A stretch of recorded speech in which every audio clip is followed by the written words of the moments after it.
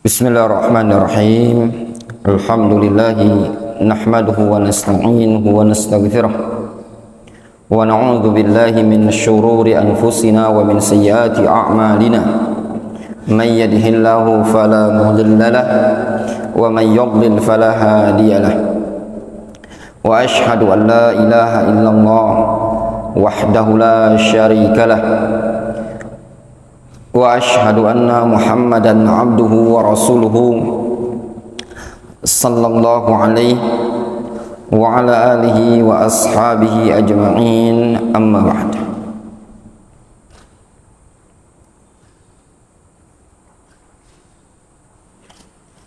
Kita lanjutkan ya, kajian kita, yaitu hadis Talq ibnu Ali.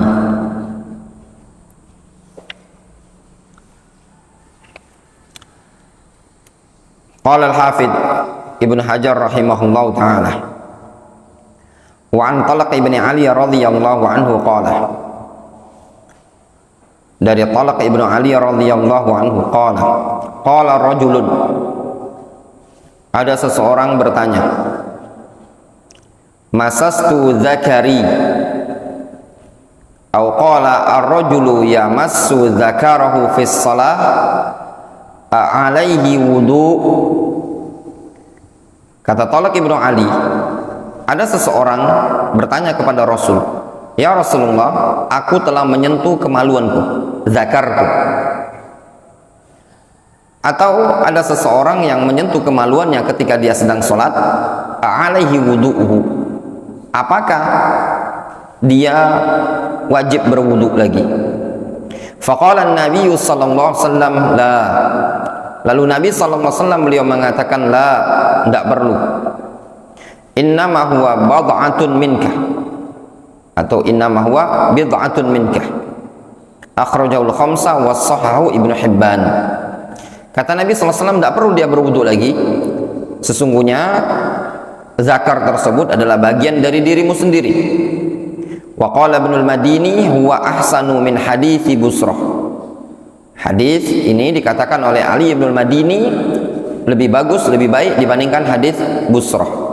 Hadis Talq ibnu Ali menceritakan bahwasannya menyentuh kemaluan, menyentuh zakar adalah membatalkan wudu.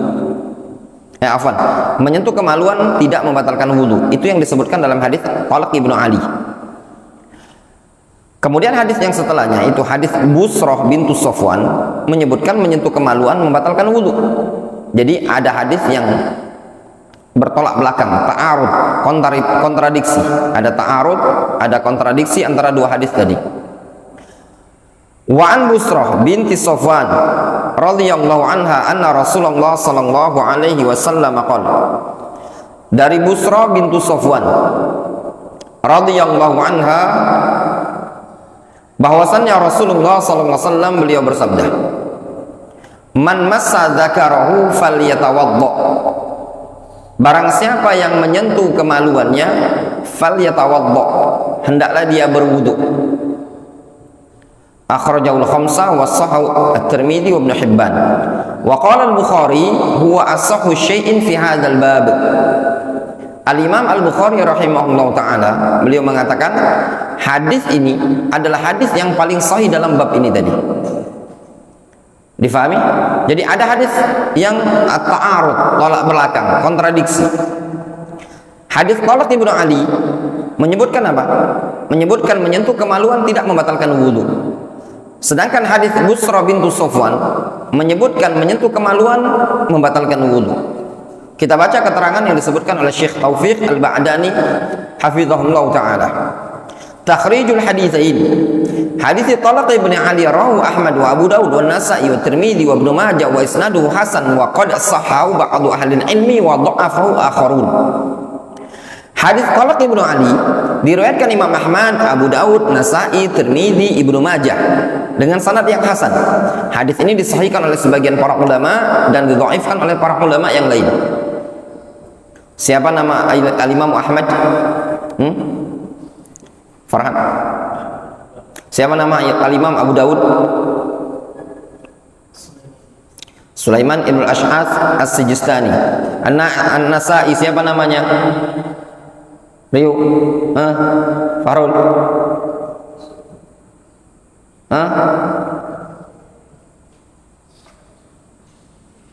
An-Nasa'i, Ahmad ibn Shu'aib An-Nasa'i. At-Tirmidzi siapa namanya? Zailai. Hei,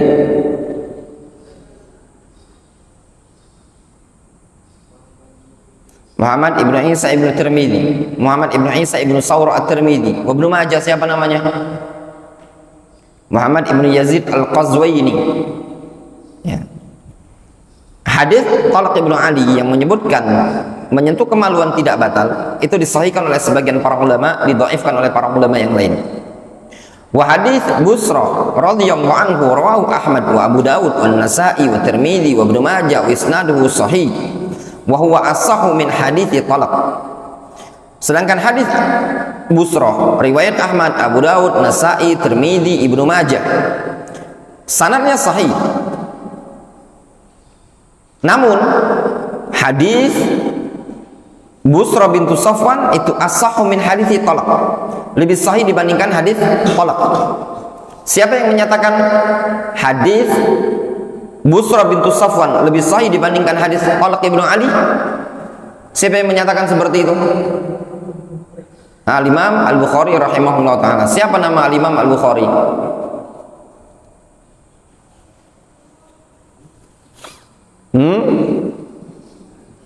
Muhammad ibn Ismail Al-Bukhari, ya. Muhammad bin Ismail Al-Bukhari itu nama lain dari Al-Imam Al-Bukhari.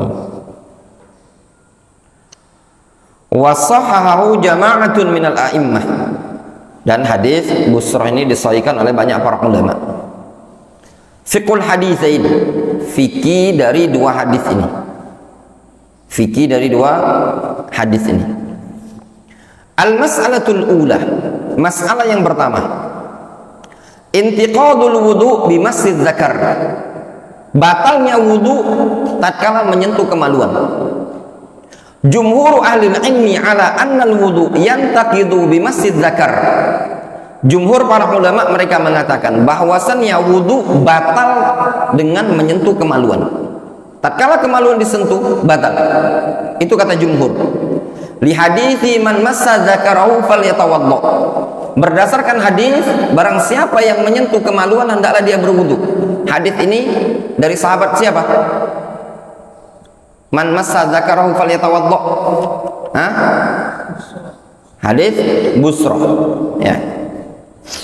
Wa huwa haditsun masyhurun rawahu jama'atun minas sahabah. Ini adalah hadis yang masyhur, diriwayatkan oleh banyak sahabat. Wa amma hadis Talq ibn Ali, adapun hadis Talq ibn Ali, wa fihi, padanya, anna nabiyya sallallahu alaihi wasallam su'ila 'anir rajuli yumsiku zakarahu alaihi wudu'u, yaitu Rasulullah SAW beliau ditanya tentang seseorang yang menyentuh kemaluan, alaihi wudu', apakah perlu dia berwudu? Faqala la, Rasul mengatakan la, tidak perlu. Innama huwa bad'atun mink, itu adalah bagian dari dirimu sendiri. Ai la yarzam 'alaika an tatawadda min masjid zakar, maknanya tidak perlu bagi engkau berwudu karena menyentuh kemaluan, tidak perlu. Nah, jadi ada hadis kontradiksi. Difahami? Nah, terus bagaimana jawabannya terhadap hadis Talq ibn Ali yang menyebutkan innama huwa bad'atun minka, itu kemaluan bagian dari badanmu sendiri? Maksudnya apa? Yang namanya seperti badanmu sendiri. Antum megang tangan sama seperti megang kemaluan, itu sama saja seperti antum megang anggota badan yang lain, tidak ada pengaruh pada wudu. Itu maksudnya. Maka kita jawab, al-awwal annahu haditsun dha'ifun faqad dha'afahu jama'atun minal a'immah. Jawaban yang pertama, itu hadis dhaif, didhaifkan oleh banyak para ulama. Hadis dhaif didhaifkan oleh para ulama.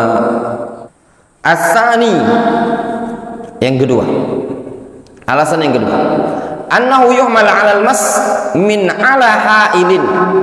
Alasan yang kedua, dibawa kepada pengertian menyentuh di atas penyekat, di atas penghalang.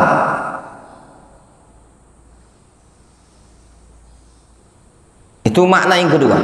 Kalaupun hadis itu sahih, hadis Talq bin Ali sahih, maka dibawa kepada pengertian maksud menyentuh tidak batal, yaitu menyentuh dengan alas, ya, ada alasnya.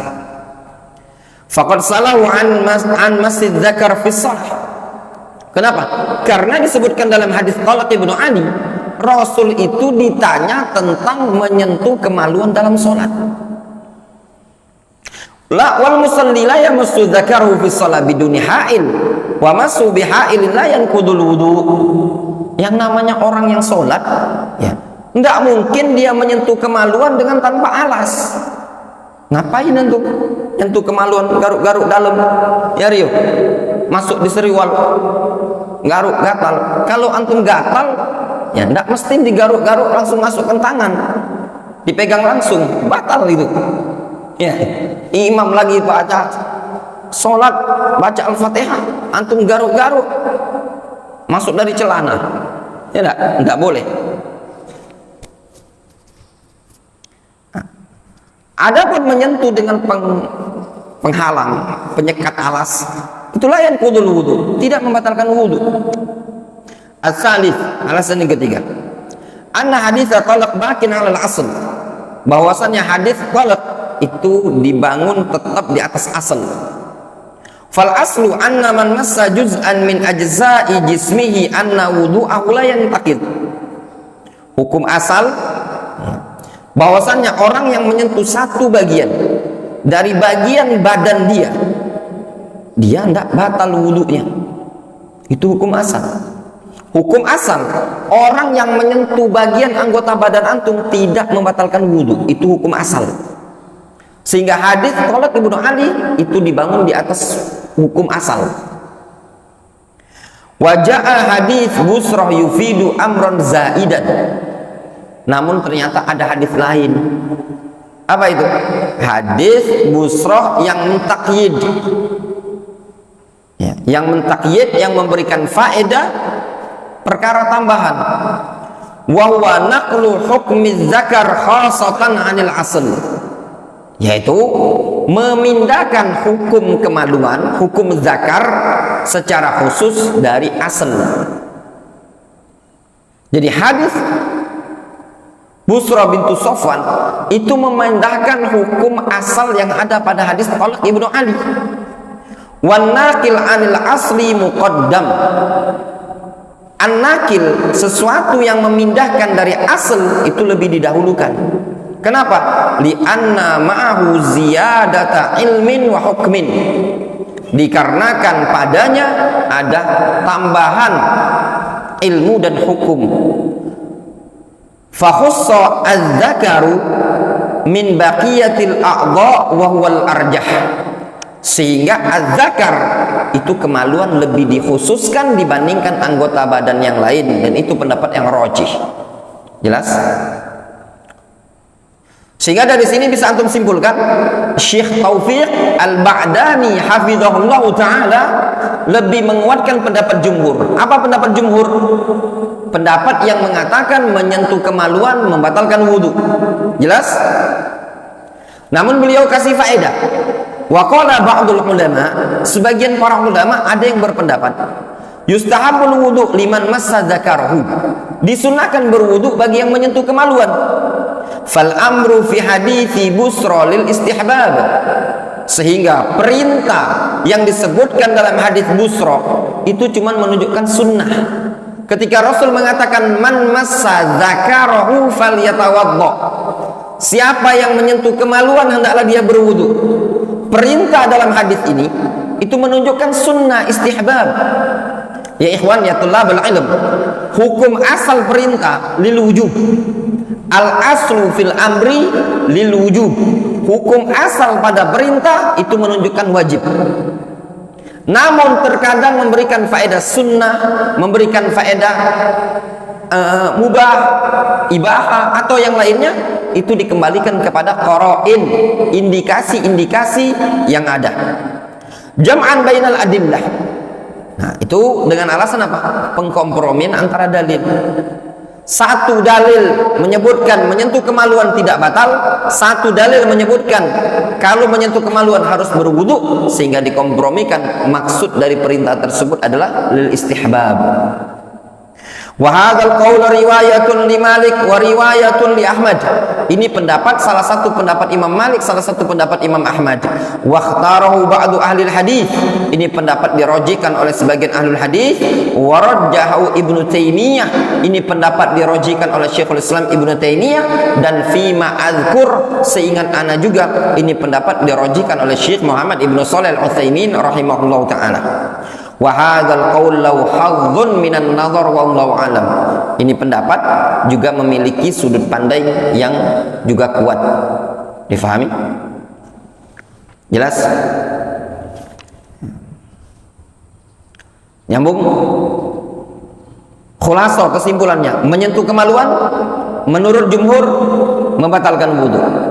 Menurut sebagian para ulama, riwayatun li Ahmad atau riwayatun li Imam Malik rahimahullah taala, disunahkan berwudu. Ya. Namun di sana ada yang merinci. Kalau menyentuh kemaluan dengan syahwat itu membatalkan wudu. Tapi kalau tidak dengan syahwat tidak membatalkan wudu. Fal muhim ya ikhwan, yang afdol bagi antum ketika antum menyentuh kemaluan antum berwudu. Ya. Namun min babil faedah, menyentuh kemaluan yang membatalkan wudu dikatakan oleh para ulama apabila menyentuhnya bil kaf, dengan telapak. Kenapa? Dikarenakan telapak ini adalah alatul mas. Ini ya, menyentuh dengan telapak. Itu yang batal. Kalau menyentuh dengan siku batal apa enggak? Tidak. Rio pengen garuk-garuk dia, tapi pakai siku. Itu tidak batal. Maaf ya. Disebutkan di sebagian buku. Menyentuh kemaluan jika bukan dengan telapak tangan maka tidak batal. Ya, alasannya kenapa? Karena ini alat untuk menyentuh. Man massah, itu alat menyentuhnya ini. Lafaz almas itu alatnya tangan. Nih, yang misalkan Naufal, antum sudah mandi, ya, udah wudu dulu ya, mandi wudu ya. Ketika antum sudah wudu, ya, antum mau bersih-bersih, itu barangnya antum, ya, kadang berkendesan dengan paha, bersentuhan dengan paha, ya benar, ya kan? Faham gambarannya? Apakah batal? Enggak kan? Ya kan?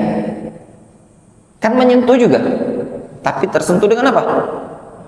Dengan paha, ya kan? Ya. Antum pakai celana dalam, antum pakai itu barangnya, antum pindah posisi, ya, ya enggak? Nempellah ke atas, ya enggak?